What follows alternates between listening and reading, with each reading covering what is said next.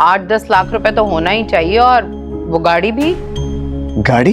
गाड़ी नहीं लिख सकते? लिखने को तो मैं जहाज भी लिख सकता हूँ। आप ये बताएं, आपके पास रखने के लिए एयरपोर्ट है? इतना याद रखना, अगर तू लड़की को इज्जत देगा तो लड़की तुझे अपनी इज्जत देगी। सलार ने सतारा की मोहब्बत में सतारा की ताई को जहाज भी गिफ्ट कर दिया है, लेकिन उसने एक शर्त रखी है और कहा है कि भाई अगर आप एयरपोर्ट्स बनवा सकती हैं या आपके पास एयरपोर्ट्स की जगह है तो उसके बाद मैं आपको जहाज भी गिफ्ट कर देता हूं। लेकिन मुझे नहीं लगता ताई के पास जो गधा खड़ा करने की भी जगह नहीं होगी तो ये जहाज कहां पर खड़ा कर सकती। लेकिन इतनी लालचन है कि जी इस लालच में आ जाएगी और ये सलार को कहेगी कि सलार आप ऐसा करें कि हमें जहाज ना दें गिफ्ट में, जहाज के जो पैसे बनते हैं वो हमें दे दें। अब क्या हो सकता है नेक्स्ट एपिसोड में जो सलार का वालिद है वो अपनी जिद पे आ चुका है और बार बार सलार को इनकार कर रहा है और उसने जुनैद को भी धमकी दे दी कि भाई अगर कोई भी सलार के साथ रिश्ता लेकर गया तो वो हमारे लिए हमेशा के लिए मर जाएगा, उसके साथ हमारा कोई भी कनेक्शन नहीं होगा। क्या हो सकता है नेक्स्ट एपिसोड में आने वाली के साथ क्या क्या इंटरेस्टिंग होगी, कैसे सलार और सतारा के बीच में ये लोग दरार डालने की कोशिश करेंगे, अगर ये सब कुछ करते हैं तो क्या इस मकसद में कामयाब हो पाएंगे। आज जैसी घर आता है तो आकर जो इसका वालिद इससे बात करता और कहता है कि देखें बेटा जो सैबा की माँ है आप उसके साथ भी बात करें क्योंकि बहुत जल्दी आपकी शादी सैबा के साथ होने वाली है। तो वहीं पर सलार बड़ा हैरान और परेशान हो जाता है कि भाई मेरी बात तो सतारा के साथ हो चुकी है, मैं तो सतारा के साथ दावे कर चुका हूँ, तो मैं सैबा के साथ कैसे शादी कर सकता हूँ। तो ये यहीं पर अपने वालिद को कर देता है इनकार और कहते हैं कि बापा जान मैं कभी भी सैबा के साथ शादी नहीं कर सकता, मैं तो सतारा के साथ मोहब्बत करता हूँ, इसी के साथ शादी करूंगा। तो वहां पर मां जो होती है ना जब ये बातें सुनती है तो गुस्से से आग पगोला हो जाती है और सलार के ऊपर गुस्सा करती है और सलार को कहती है कि मैं मर जाऊंगी, उस घर के अंदर कभी भी आपका रिश्ता लेकर नहीं जाऊंगी। तो सलार नाराज होकर वहां से आ जाता है, लेकिन सलार वहां पर भी अपनी मां को ये बात कहता है कि ठीक है मां जी आप लोग नहीं जाएंगे, लेकिन मेरी बात भी कान खोलकर सुन ले, अगर मेरी शादी सतारा के साथ ना हुई तो आपके लिए और मेरे लिए बहुत ही बुरा दिन हो सकता है। जहां से सलार आता है पीछे से बहन आती है और बेचारी समझाने की कोशिश करती है और कहती है कि सलार उस मामूली सी बात से आप हमारे साथ लड़ना झगड़ना शुरू कर दिया था, आज फिर छोटी सी बात पे आप इतना बड़ा तमाशा खड़ा कर रहे हैं, थोड़ा सा लिहाज तो करें। जब ये बातें सलार सुनता है तो फौरन अपनी बहन को जवाब देते और कहता है कि बहन जी मुझे ये बताएं कि आपको क्या इससे मामूली सी बात लगती है, आपको मामूली सी बात लगती होगी लेकिन मेरे लिए मामूली सी बात नहीं है, मेरे लिए बहुत बड़ी बात है और आप लोगों को अभी भी मैं यही बात कहूँगा कि मेरी जो शादी होगी सिर्फ और सिर्फ सतारा के साथ होगी। मुझे इस बात पे 100% यकीन था कि डैड कभी भी इस फैसले पे खुश नहीं होंगे, डैड रिश्ते के लिए नहीं मानेंगे, लेकिन मुझे इस बात का नहीं पता था कि पूरा का पूरा ख़ानदान मेरे खिलाफ खड़ा हो जाएगा। हो सकता है कि सलार को इस मामले पे यकीन हो कि जब मैं जाऊँगा अपनी बहन के सामने जाकर बात करूँगा, अपनी बहन को राज़ी करने की कोशिश करूँगा तो मेरी जो बहन है ये बात मान पाएगी और मेरी सपोर्ट करेगी। लेकिन आज सबब भी इसके खिलाफ खड़ी हो चुकी है और सबब भी साफ अल्फाज में कर देती इनकार सलार को कि भाई ये छोटी सी बात है, आप उस लड़की के बारे में मत सोचें, वो लड़की कभी भी आपकी नहीं हो सकती। घर वाले जो होते हैं बहुत ज़्यादा गुस्से में होते हैं सलार के घर वाले इस वजह से गुस्से में होते हैं कि आखिरकार सलार उस लड़की के साथ शादी क्यों कर रहा है, उस ख़ानदान के साथ रिश्ता क्यों बना रहा है। अगर सलार उस लड़की को इस घर में लेकर आता है तो जितने भी हमारे जो बराबर के ख़ानदान वाले लोग होंगे जो हमारे ऊपर बातें करेंगे कि इसने 3rd क्लास की लड़की के साथ शादी की है, पास कोई बैंक बैलेंस है ना कोई पैसा है, तो इसी वजह से बार बार मना करने की कोशिश करते हैं और जुनैद को अपने पास बुलाता है सलार का वालिद और उसे धमकी देता और कहते हैं कि जाकर उसके साथ बात करें कि कभी भी मैं उस लड़की को इस घर में नहीं आने दूंगा, सलार की शादी नहीं हो सकती उस लड़की के साथ। माँ भी वहाँ पर होती है और पहले माँ सलार की सपोर्ट करती थी, लेकिन पता नहीं अचानक अब इसे क्या हो गया है कि अब से इतनी दुश्मन बन चुकी है कि ये बार बार सलार को इतनी बड़ी धमकियाँ देती है और सलार की इस बात को रद्द कर चुकी है और ये जुनैद को कहती है कि जाकर उसे ये भी कह दें कि मैं उस ख़ानदान के अंदर सलार का रिश्ता लेकर नहीं जाऊंगी, मर जाऊंगी लेकिन उस ख़ानदान में कभी भी नहीं जाऊंगी। और वालिद ये बात भी करता है साथ में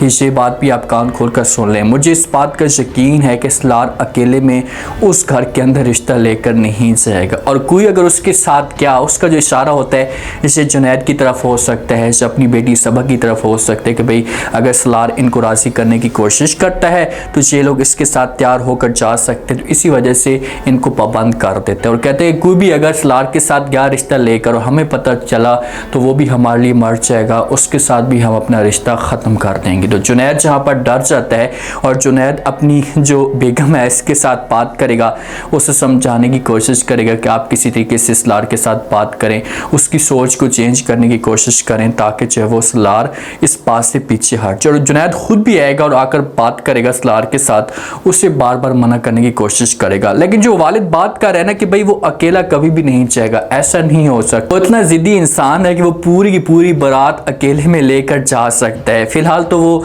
जो है मंगनी की बात कर रहा है, डेट फाइनल करने के लिए जाता है और जाकर उनके घर में पेश हो जाता है। घर वाले भी बड़े परेशान होते हैं सितारा वाले कि भाई आखिरकार कैसा इंसान है, ना किसी अपनी फैमिली को लेकर आता है, बड़ों को भी साथ में लेकर नहीं आता, अकेले में आकर इस तरह की बातें करना शुरू कर देता है। सलार बैठ जाता है, तय भी साथ में मौजूद होता है और तय भी साथ में बैठ जाती है। सलार कहते हैं कि हाँ आप डेट हम फाइनल कर लें, तो आगे से जो तय कहती है कि हाँ डेट भी फाइनल कर लेते हैं, जो हक महर होता है वो भी फाइनल कर लेते हैं। सलार कहते हैं कि हाँ बताओ कितना हक महर लिखूं, तो आगे से तय कहती है कि भाई 8 से 10 लाख लिख दें और साथ में गाड़ी भी लिख दें। तो सलार जब गाड़ी का नाम सुनता है तो वो कहते हैं कि गाड़ी, तो तय को बहाना मिलता है और वो बार बार सलार के ऊपर तंजी तौर पर बातें करती है और कहती कि भाई हाँ गाड़ी, क्या आप क्यों गाड़ी नहीं लिख सकते। तो सलार कहते हैं कि भाई लिखने में तो मैं जहाज़ भी लिख सकता हूँ, लेकिन क्या आपके पास जहाज़ खड़ा करने के लिए एयरपोर्ट्स मौजूद है। ये जो बात करता है सलार ना, तय के लिए समझो कि सोचने का मकाम होता है। इसके ऊपर इतनी बुरी बात और इसकी कुत्ते वाली हो रही होती है जहाँ पर अगर ये सोचे तो जहाज़ लिखने पे क्या हो सकता है, पैसा उठाएगा और जहाज़ लिख देगा हक महर के अंदर, निकाह के अंदर, तो इसमें कुछ जहाज़ पेश तो नहीं हो जाएगा। बहरहाल तय लालच में आएगी और कहेगी कि नहीं जहाज़ नहीं लिखें आप सिर्फ गाड़ी लिखें, हमें गाड़ी चाहिए। लेकिन चलाने वाला अब कौन हो सकता है इस घर के अंदर? हाँ सुहेब है, सुहेब गाड़ी चला सकता है। बहरहाल किसी भी तरीके से सलार इनकी सारी की सारी बातें मान लेगा, जो इनकी डिमांड होगी पैसों की, गाड़ी की, सलार वो सब कुछ इनके सामने पेश कर देगा। जब सलार घर जाएगा, जाकर अपने वालिदैन को बताएगा तो वालिदैन जो है वो इनकार कर देंगे और कहेंगे कि नहीं हम आपको फूटी कोड़ी तक नहीं देंगे, आपको ना पैसा देंगे ना गाड़ी देंगे। लेकिन आगे से सलार आपको पता तो है कि कैसा इंसान है और इस तरह के लिए कुछ भी कर सकते, तो इसी वजह से ये अपने घर वालों को धमकी देगा। सुहेब जो वो जब ये सारा का सारा माहौल देखता है, सितारा के पास मोबाइल देखता है, तो ये सितारा के पास आकर बात करता और कहते हैं कि आपने पैसों की लालच से या पैसों की गाज से जो सलार के साथ शादी करने के लिए राज़ी हो चुकी हैं क्या। तो आगे से सारा जब ये बात सुनती है तो वो सुहेब को समझाने की कोशिश करती है और कहती है कि ऐसी कोई भी बात नहीं है, वो मेरे साथ मोहब्बत करता और मैं उसके साथ मोहब्बत करती हूँ और मोहब्बत की वजह से मैं उसके साथ शादी करना चाहती हूँ। तो यहाँ पर सुहेब को चुप लग जाती है। सलार और सितारा एक दूसरे के साथ मुलाकात करते हैं। सलार वहाँ पर भी इसके साथ अपनी मोहब्बत का इजहार करता है। को थोड़ा बहुत डर भी होता है कि यार आखिरकार ये कहीं मुझे आगे जाकर छोड़ ना दे, तो सलार इसे समझाने की कोशिश करता और कहता है कि भाई ऐसा कभी भी नहीं होगा,